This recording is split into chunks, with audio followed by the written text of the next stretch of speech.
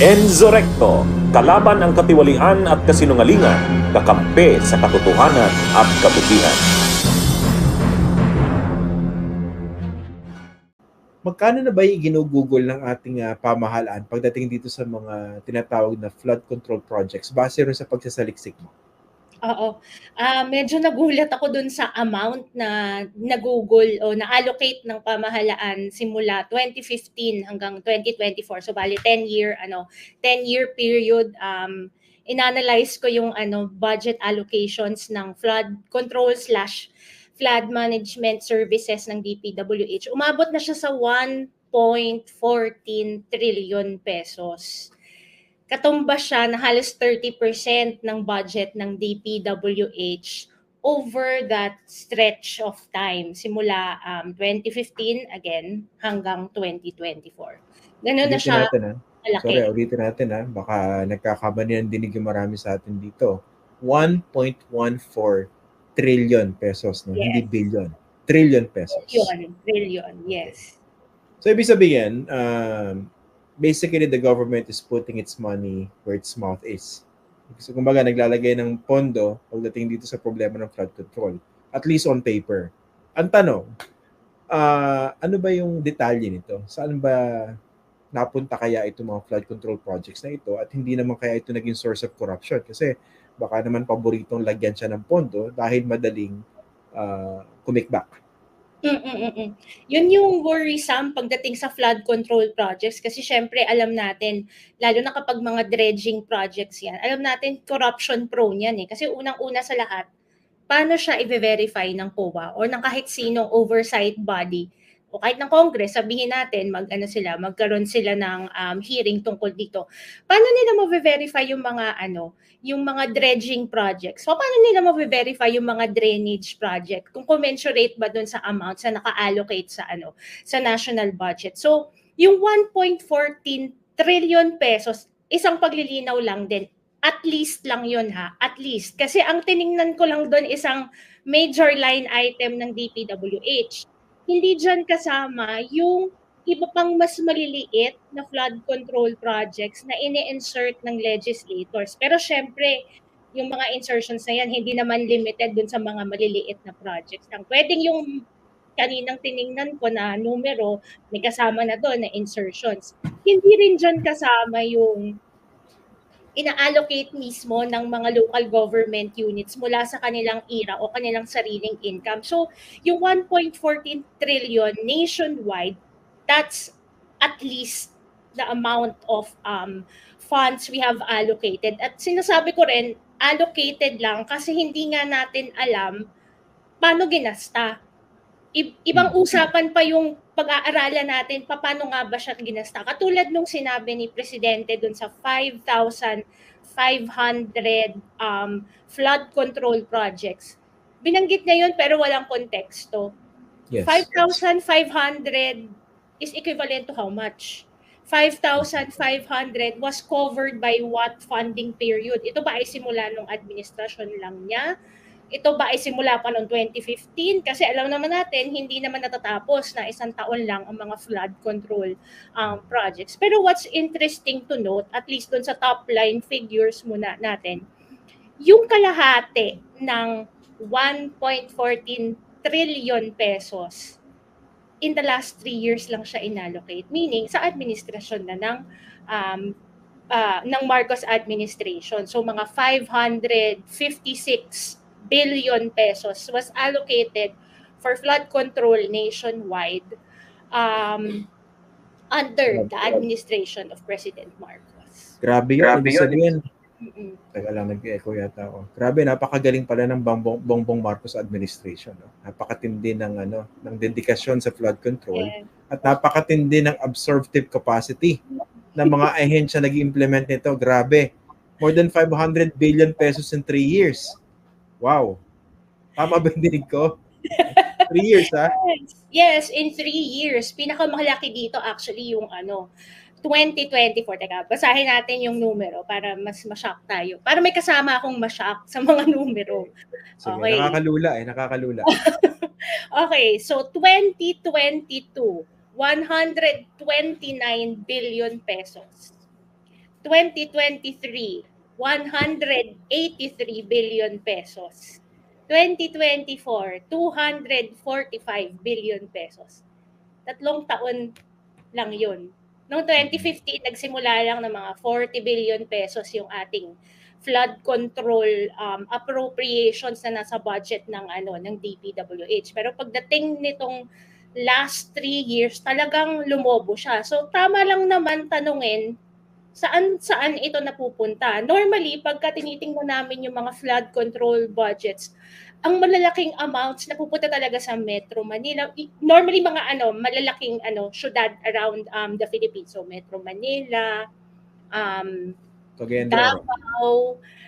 Davao City na yun, Baha din, Water World din. Pero kung mapapansin natin, almost all major cities nationwide, parang since last year, nagkaroon ng flash flood. So parang ito ba ay dahil sa hindi nai-implement ng maayos ang flood control projects?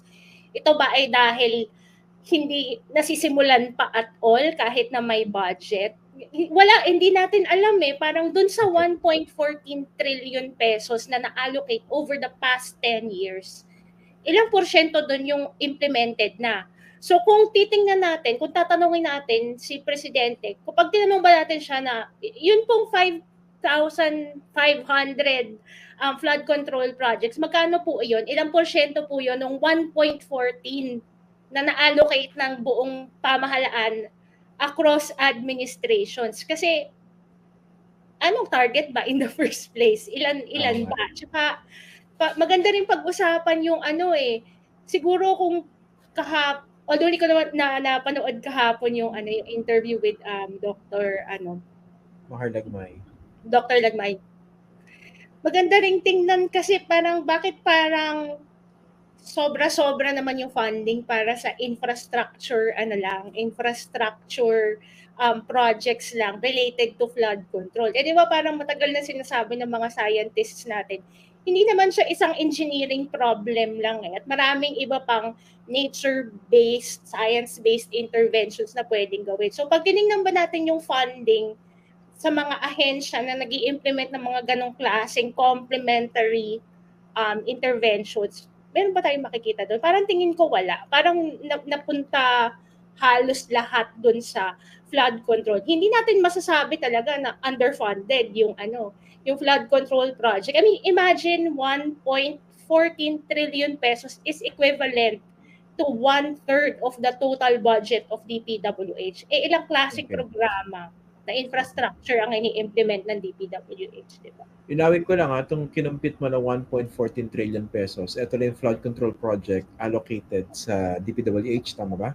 Yes, DPWH na. Ito yung national program niya kasi within the budget of DPWH, meron pa kasing pinopondohan rin ng DPWH na mga local programs. At under nun, merong maliliit din na mga flood control programs, katulad mga dredging, drainage management. Pero syempre yung mga halaga nun, hindi naman siya yung mga bilyon-bilyon ang halaga ng mga ganong klaseng projects. Pinakinggan ko yung bahagi ng interview ni President Marcos nung bumisita siya sa Navotas yata. At kung hindi ako nagkakamali, nabanggit niya climate change. Tapos nabanggit din niya ay dapat kasi nagtatapon na maayos ng basura. Maayos yung pagtatapon ng basura ng mga mamamayan natin. Nandun na ako. Okay. Marami naman talaga mga pasaway tayong kababayan. Pero dapat siguro, he sounded the alarm doon sa possible corruption na pwedeng nangyari dito sa paggasta ng pondo na allocated for infrastructure projects, in particular, flood control projects. No? Hindi naman tayo pinanganak kahapon, alam naman natin na pwede siyang pagkakitaan. Hindi ko sinasabi ninakaw to, no? Pero syempre, dapat nandun yung Yung ginagawa natin ngayon, Zai, basically, dun po sa mga viewers natin, pag pinag-aralan niyo po yung budget process, nandito po tayo ngayon sa stage na tinatawag na budget accountability. Tayo bilang mga citizens, sinisingil natin yung ating mga leaders, yung ating mga government officials, at tinatanong sila, saan nyo po ba dinala yung pera namin? Dahil pera po natin yan. Ito po yung pinag-uusapan natin. Okay? Teka, yung allocation gamitin natin yung budget terms. No? Pag sinabi allocation, naglaan ng pondo para doon sa proyektong yun, di ba? Pero does it mean na na-disburse, na-release, nagasta? Mag-ano muna tayo, definition of terms. Okay, sige. Pag sinabi nating allocation, yun yung amount na inilaan ng either ng DBM, kasi syempre sa executive branch DBM yung nag-allocate ng ng funds, or inallocate ng Kongreso, kasi hindi porke inallocate ng DBM 100 billion for example for flood control, yun din yung i-allocate ng Kongreso. Kailangan siyang dumaan ng budget legislation. So itong allocation na to, whatever becomes final after the bicameral conference committee hearings, na marami na rin tayong naririnig tungkol dyan, kahit yung 90 billion PhilHealth funds, tawag sa kanya appropriation. So ito na yung authority to spend. Yan yung maximum amount na pwedeng gastahin ng DPWH para sa flood control program.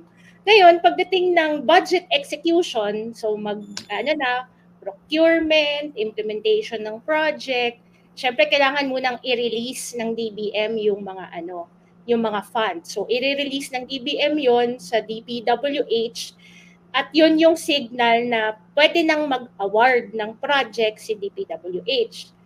Ang tawag naman doon, obligation. Kapag yung proyekto na i-award na ng isang ahensya tulad ng DPWH sa kanyang contractor, obligation yung tawag, yung technical term doon. Tapos yung disbursement, ibang term rin yon. Pag sinabi nating disbursement, ito yung may involved na cash payment na manggagaling sa treasury patungo sa account ng DPWH at magbabayad siya doon sa sa contractor. So, yung kaninang sinabi ko, allocation lang. Hindi natin alam magkano yung total na na-release sa DPWH. Doon sa na-release ba sa DPWH over the years, 100% ba yung obligation? Tingin ko hindi, knowing the absorptive capacity of DPWH. 100% din kaya yung disbursement? Tingin ko hindi. Kasi kung 100% yung disbursement, edi sana mataas yung contribution ng government spending sa ating GDP nung mga nakaraang quarters. Pero hindi ganon. So, malaking bahagi ng kwento nung 1.14 trillion pesos yung hindi natin alam. Siyempre, yun lang yung sa formal na proseso na pinagdadaanan ng project implementation. Hindi pa rin natin dyan pinag-uusapan magkano, ilang porsyento yung nawala sa corruption. Pero kung may mga studies noon na nagsasabi na at least 20% ng budget taon-taon ang nawawala sa corruption. So, ibig sabihin, 1.14 minus 20% nawala sa corruption. Ganun ba yun? So, ito rin para mas maintindihan ng viewers natin. Bakit ba susceptible to corruption itong mga flood control projects? Very susceptible yung flood control projects. Unang-una kasi nga, unlike roads and bridges na nasa surface, madali siyang i-validate, madaling i-check kahit ng citizens, kasi may mga gano'n namang initiatives rin ang government, yung mga participatory audit, gano'n. Yung flood control projects, hindi gano'n Kasi nga, kung dredging, nasa ilalim siya, parang meron ba sa ating technical diver na magda-dive para i-check kung ilang metro talaga yung nahukay ng LGU na nag-implement ng dredging project, or kung yung mga tipong drainage projects naman, meron bang parang pag natapos na yung drainage rehabilitation or drainage construction, paano mo pa i-check yun? Nasa ilalim yun ng nasa ilalim yun ng mga kalye natin. So, mahirap siyang i-validate at i-audit. Kaya, it's very prone to corruption. At ito yung paborito rin na i-increase ng ang ating mga legislators na magpapatawag daw ng hearing. Pero sila rin naman yung nag-allocate ng funds kung bakit in the last 3 years, sobrang laki ng diferensya nung pinapropose ng DPWH versus dun sa version na na ipinasa nila. Kasi syempre, infrastructure project, mahirap i-validate, hindi transparent ang procurement process, hindi transparent yung implementation reports, yung mga spending reports din pagdating dito. Napakadaling maabuso nung ganitong klaseng mga projects ng DPWH. Pag ganyan, ano yung mga pwedeng gawin natin bilang mga ordinary citizens? No? Kasi maganda binanggit mo yung ilang mga legislation ngay. Lalo siguro kasi mag-election next year. No? Bigla naging mga bida. Although may ilan namang consistent talaga na kine-question na itong flood control projects. To be fair naman, I think si Senator Joel Villanueva, last year pa niya kine-question yung multi-billion peso project budget allocation for DPWH alone for flood control projects alone. I think ang computation niya was 1 billion pesos a day ang allocated budget for flood control for DPWH alone. So na-revive itong kanyang mga isinawalat last year dahil nga dito sa nakita natin na matinding pagbaha sa Metro Manila. Tapos siguro may ilang mga senador na sumasakay bigla ngayon. Pero tama ka Zai, no? Nasa kapangyarihan nila yan to be able to fix that mess or that problem. Pero bakit nakalusot, no? Okay, dahil nandiyan na yan, puntahan natin yung issue ng accountability. Ano yung mga pwedeng gawin to be able to somehow hold these people accountable? And siguro at one point, alam mo yung mga mekanismong dapat i-introduce para man lang magkaroon tayo ng safeguard. Kasi nga, ang hirap malaman kung na-dredge o nahukay o naayos nga yung kalye, no? Diba? Malalaman mo lang pag bumaha uli, diba? Okay, go ahead. Okay. I think unang-una, syempre alam natin magkano ba talaga yung ina-allocate ng Congress ng mga lalo na sa mga distrito kung saan tayo nakatira. Maganda malaman natin magkano talaga yung mga proyekto niyan kasi halimbawa Metro Manila pero may ibang distrito mga 1.4 billion pesos sa isang taon yung flood control project niya. So paano natin malalaman kung ano yung nangyayari sa kanya if in the first place hindi natin alam magkano yung amount. Kailangan rin nating malaman sino ba talaga yung mga accountable people dyan sa pag-i-implement ng na yan, ng mga infrastructure projects na yan. Yung isang pinag-uusapan namin sa group chat namin sa People's Budget Coalition ay yung kinakailangan hindi lang ng civil society na mag-lobby para maayos ang prioritization ng flood control projects at magkaroon ng maayos na convergence ng pagpaplano kasama ng mga ibang ahensya ng pamahalaan para hindi monopolize ng DPWH yung funding para dito. It would somehow hopefully minimize yung amount na nagiging discretionary na lang din talaga pagdating sa sa BICAM. So yung mga ganong klaseng mekanismo katulad rin ng open contracting, open procurement kung saan pwede tayong magbantay sa procurement at bidding process. Actually, yung procurement law, meron talagang kasama yun na procurement observation Pwede talaga mag-observe yung mga CSOs doon sa mga procurement processes. Pero I guess dahil napaka-technical nung proseso, wala masyadong nagpa-participate doon. So bahagi din nun yung open contracting kung saan malalaman natin merong open data kung saan ipapakita sa publiko, may transparency para doon sa mga kontrata at saka syempre hindi lang naman ito accountability ng pamahalaan, kung tutuusin accountability rin ito ng mga contractor. Like right now, hindi natin alam sino-sino ba yung mga naging contractor para dito sa mga flood control projects na ito. At syempre, pinaka-importante sa lahat, yung tuloy-tuloy yung budget monitoring throughout the process. Yung alam natin magkano yung totohanang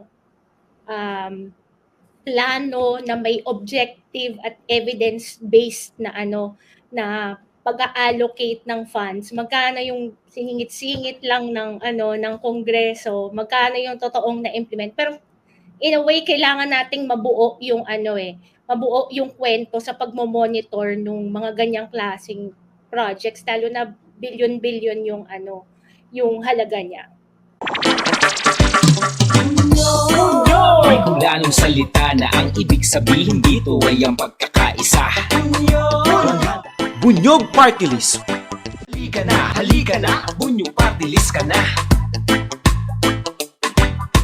Halika na, Bunyog Party List ka na. Sa susunod, ang atinang suportahan, Bunyog Party List, nagtataguyod ng katotohanan, lumalaban para sa bayan.